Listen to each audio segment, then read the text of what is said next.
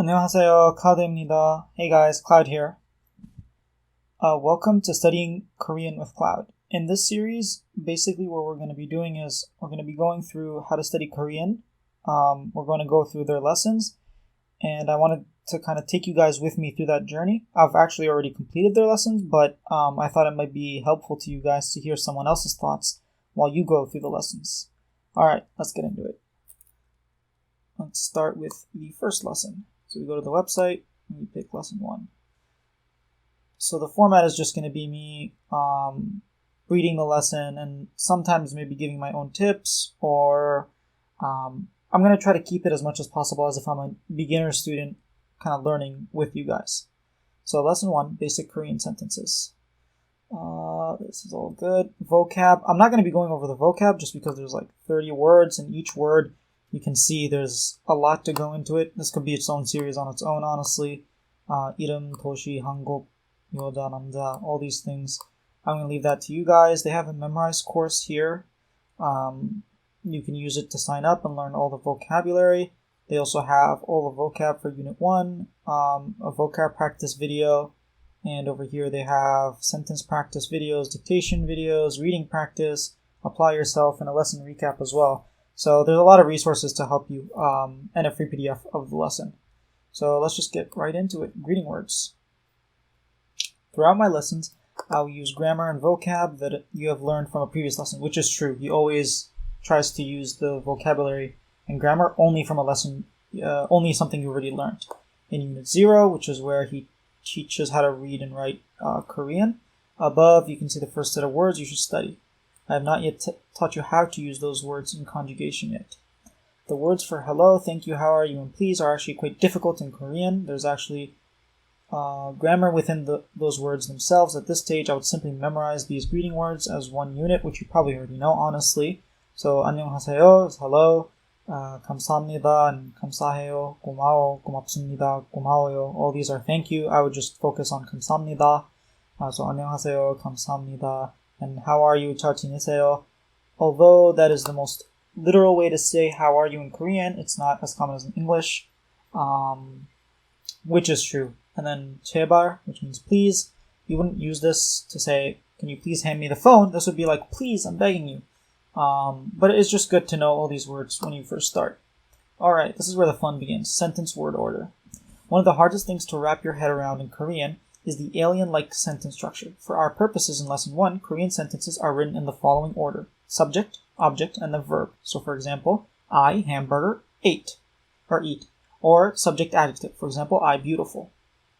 I'm going to quickly explain what a subject and object mean, as your ability to understand later concepts depend on your understanding of this. The subject refers to the person, thing, noun, whatever that is acting. The subject does the action of the verb. So the person who's doing the verb, that's the subject. For example, the subject in each of these sentences are underlined. I went to the park, I'm the subject. I will go to the park, I is still the subject. My mom loves me, my mom is the subject. He loves me, he is the subject. The dog ran fast, the dog is the subject. The clouds cleared up, I'm the clouds are the subject. In English, the subject always comes before the verb. The object refers to whatever the verb is acting on. So, for example, my mom loves me, I'm the object. The dog bit the poor mailman, the mailman is the object. He ate rice, rice is the object. Students studied Korean, Korean is the object. In English, the object always comes after the verb. However, a sentence with a verb doesn't need an object. For example, I slept, I ate, he died. There's no object in any of these sentences. Sometimes there is no object because it has simply been omitted from the sentence. For example, I ate or I ate rice are both correct sentences. Other verbs by nature cannot have an object. For example, you can't place an object after to sleep or to go. I sleep you, I go you make no sense. That makes sense. Subjects are also present in sentences with adjectives. However, there is no object in a sentence with an adjective. The subjects are underlined in the following adjective sentences below. So subject plus adjective. School is boring, I am boring. The movie was funny. All these are the subjects. The building is big. My girlfriend is pretty. The food is delicious. The food is the subject. Alright. Verbs and adjectives are placed at the end of the sentence in Korean. And this is true. Every Korean sentence and clause will end in either a verb, adjective, or ida, which ida is kind of like both, I think. But yeah, a verb or an adjective, basically. I talk about the meaning of ida later in this lesson. It's neither a verb or an adjective, so I guess I lied. It's not a verb or an adjective, but it behaves like them. Okay, so I wasn't completely lying.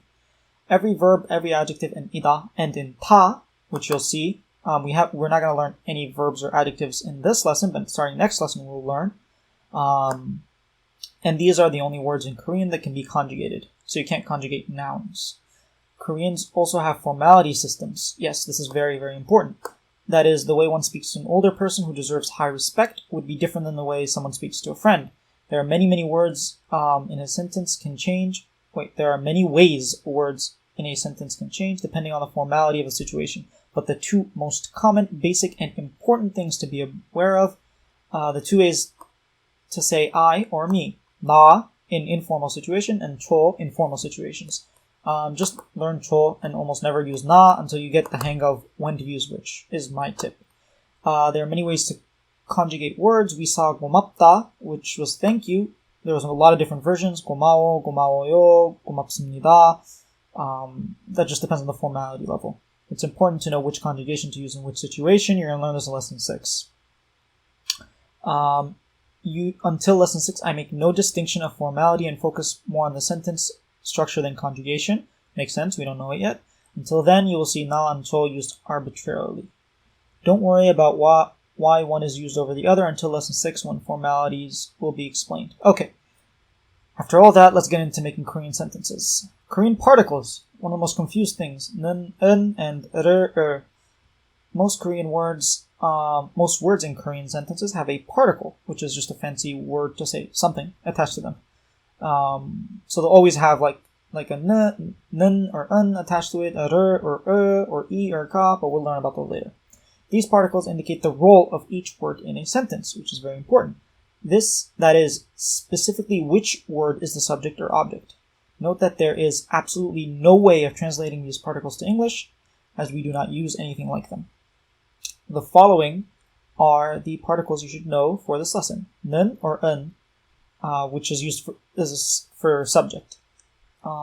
It's placed after a word to indicate that it's the subject of a sentence. 는 is used when the last letter of the last syllable is a vowel, so 나 and 초 don't have a little 받침. You can see 집 has like a third letter in the syllable, so these would use 은, but 나 and 초 don't have a 받침, so they would get 는.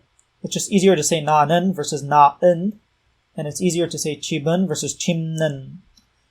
So that's kind of why you do that. So 나는, 저는, 집은, 책은, and then same thing for 를 or they're used after the object of a sentence to indicate that it's an object, and it's the same rule. If there's a 받침, if there's no 받침 or no ending syllable, so it ends in a vowel, you put 를, so 나를 and 저를, and then 집을 and 책을. Alright, now we can make sentences using the Korean sentence structure and the Korean particles we just learned. I speak Korean will be I는 Korean을 speak. I'm the subject, I is the subject, so that's why 는 is attached there. And then Korean is the object, so is attached to Korean. I like you, same thing. 는 goes to I, because I am the subject, or I is the subject. I는 you를 like. I wrote a letter. I는 letter를. It's kind of weird, English and Korean together. letter를 wrote. I는 door를 opened.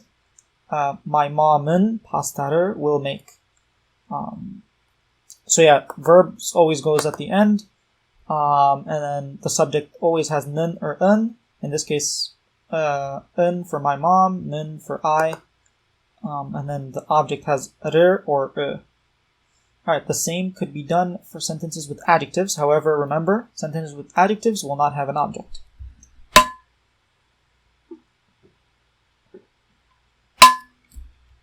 My girlfriend is pretty. My girlfriend은 is pretty. So only girlfriend has a subject marking particle. There's no object, so we're not going to use 를 or The movie는 was scary because the movie is the subject.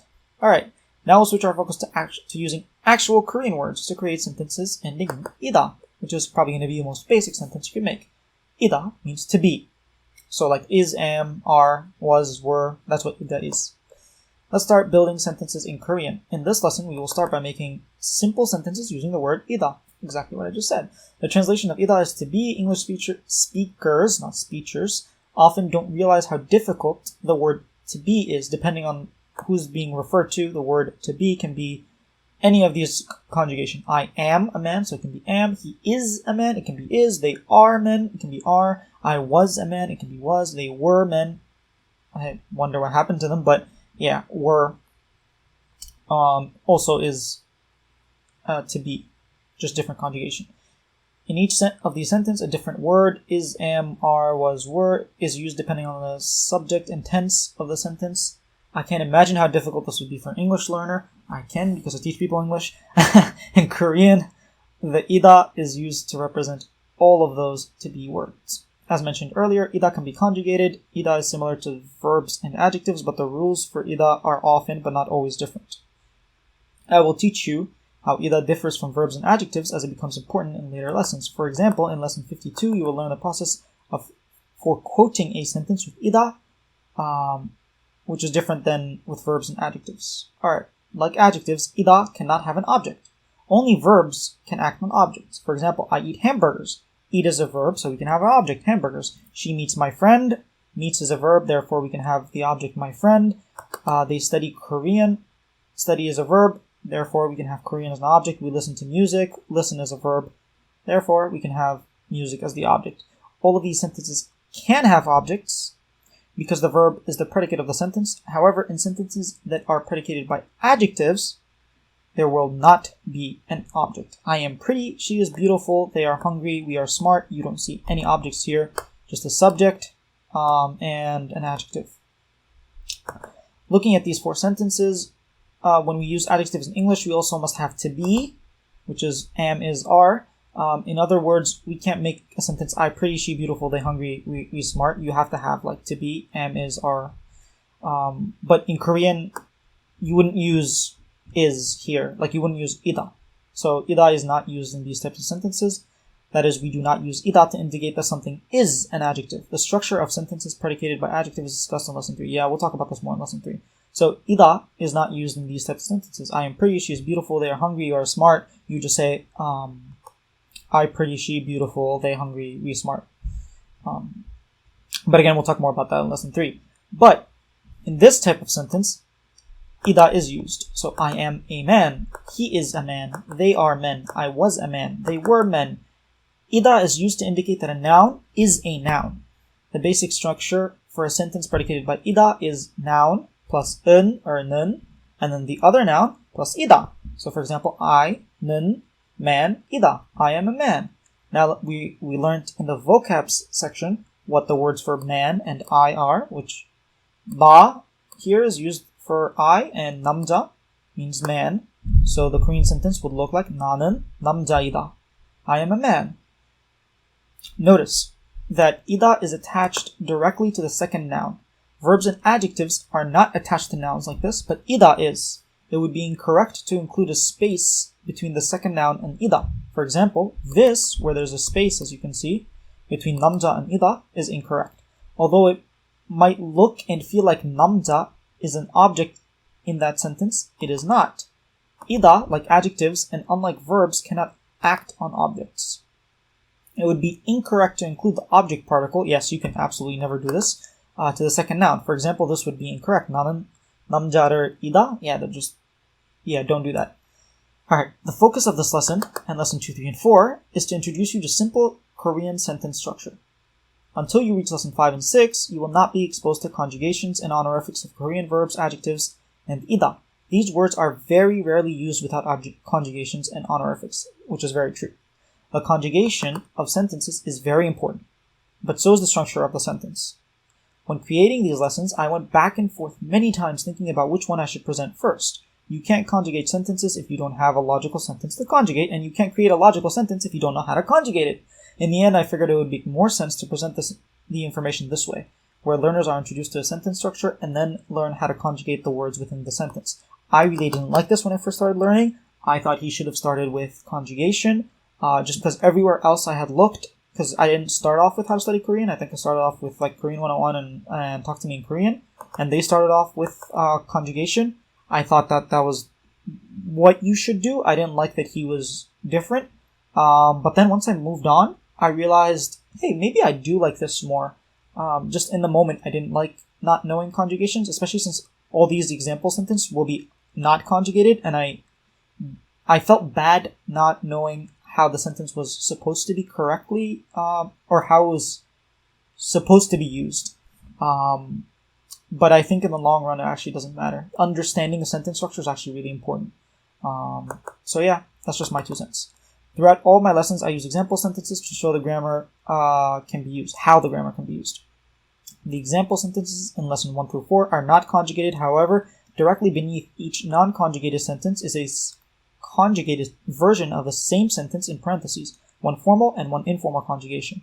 You might want to glimpse at how those words are conjugated, but remember this will be taught in lesson 5 and 6 for verbs and adjectives, and lesson 9 for ida. I remember always looking at these guys and being so confused because I didn't learn how to conjugate properly, and it just looked really weird. Like, why is it now? Obviously, I understand exactly why that happens. But again, if you want, you can even listen to it. 나는 여자야. 저는 여자예요. I don't know if my mic caught that. I think so. It's pretty close to the speaker. But yeah, you shouldn't practice using these. If you want to listen to them, that's fine.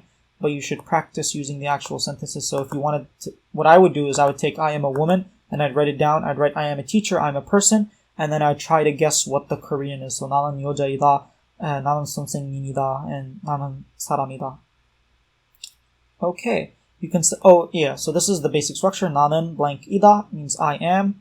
And then these are the conjugated versions, but we're not going to worry about that. You can substitute any noun in the blank space to make these sentences. The words this and that are often used as the subject of these sentences, these types of sentences. Now let's look at how we can apply 이것, 그것, and 저것 to sentences with 이다, which is really easy.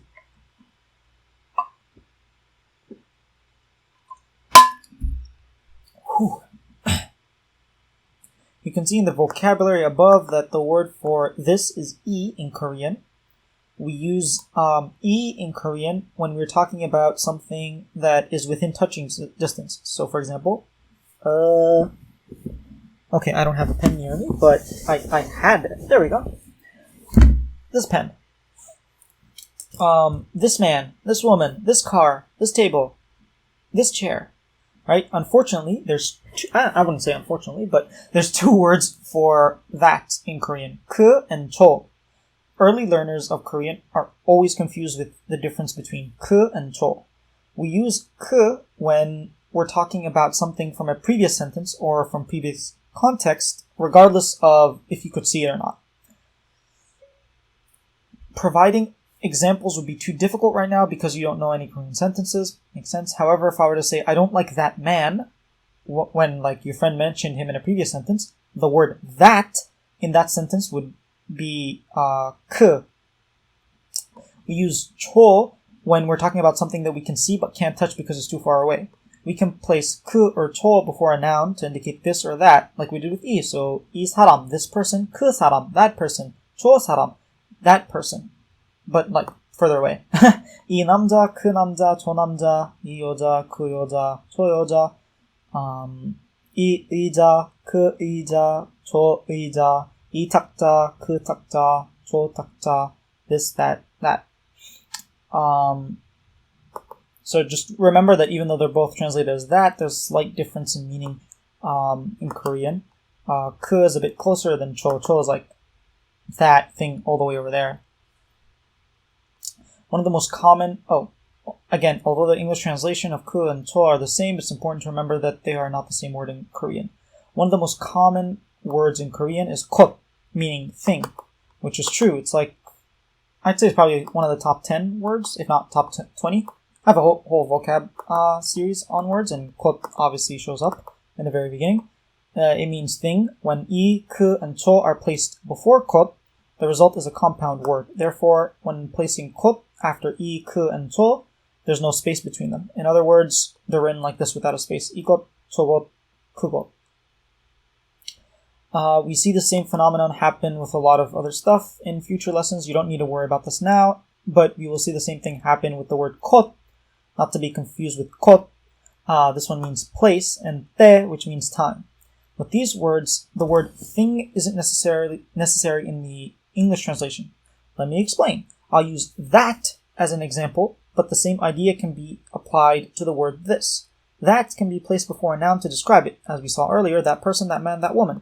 However, it can also be a noun itself. I like that. In this type of English sentence, that is referring to something that you like. It is a noun. It is a thing. Therefore, the sentence could just as easily be said, I like that thing. I don't like to use grammatical jargon in my lessons. Does he or does he not? I feel like sometimes he does. But I guess he just doesn't like doing it anyways. I don't like to use grammatical jargon in my lessons, but if you know what these words mean, it could be helpful. In both English and Korean, that can be a determiner, as in, I like that man, and it can be used as a pronoun, as in, I like that. We used a determiner in Korean. When used as a determiner in Korean, you should place k before a noun. When used as a pronoun in Korean, the word 그것 is used. Basically, if you're using it as a pronoun, you use 것. If not, any other usage, you just put it before the noun. In the same respect, while 이, 그, and 저 translate to this, that, and that, respectively, and are placed before nouns to indicate this noun, and that noun, 이것, 그것, and 저것 are nouns, or they're pronouns. Therefore, they do not need to be followed by the redundant word thing, although their meanings would be exactly the same. I like this versus I like this thing, I like that versus I like that thing. We can now use these nouns as subjects or objects in a sentence. We will look at how they can be used with ida next. Alright, I think this is the last section. Yep, last section. Using this or that with ida. Remember, ida translates to be and is conjugated as am, is, are, were in English. Now that we know how to use 이, 그, and 저, and 이것, 그것, and 저것, we can now make sentences like this. That person is a doctor. We can start by putting those words in the Korean structure. That person는 doctor is.